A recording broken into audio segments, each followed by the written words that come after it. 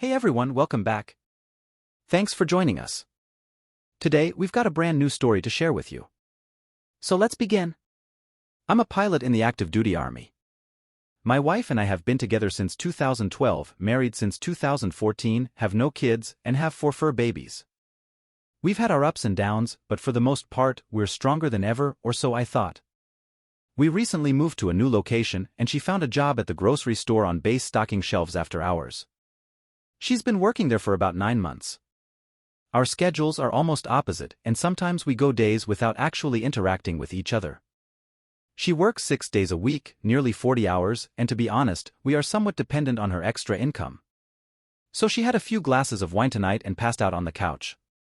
I tried to wake her up to see if she wanted to go to bed, and she began mumbling about another guy. I was very confused at first, but I kept my composure and began to probe further. In her state of being half awake or asleep, she then began to backtrack after what I suppose was a realization of who she was talking to. She immediately fell back asleep, and after doing so, I decided to go through her phone. What I discovered was a text thread between her and her close work friend, female, but I was confused when I found a duplicate thread between her and someone else with the same name, but the conversation was more intimate, there were kissy emojis, and they called each other baby. Playful, flirty banter. Like a text thread between 2 lovebirds. The thread has little chat history, which leads me to believe she constantly deletes them. Upon searching the number on Snapchat, I found out his real identity.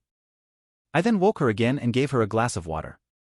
After helping her fully awaken, we both sat down at the table and I told her, I know. She then told me everything. Since December 2023, she's been talking to a guy she works with.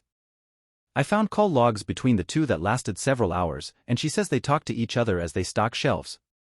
She said they would hold hands as they walked out of work, but that they never engaged in anything physically, and that she always curled his advances because she didn't want to be with him. She usually works until 2 to 3 a.m., but often an hour of that is spent talking to coworkers in the parking lot before leaving. After talking for hours, she told me that she caved when he started to show her attention and affection, something that she says I failed to do over the past few months. She said I treat her like a chore wife and that all I expect of her is to work and help keep the house clean. I feel as though this is my fault and I failed her as a husband. I am extremely distraught and sick to my stomach, but I have managed to keep my composure. She's my best friend, and we've literally grown up together since we were teens.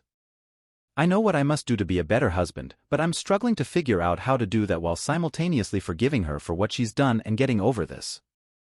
I already feel less love for her and more disdain for her.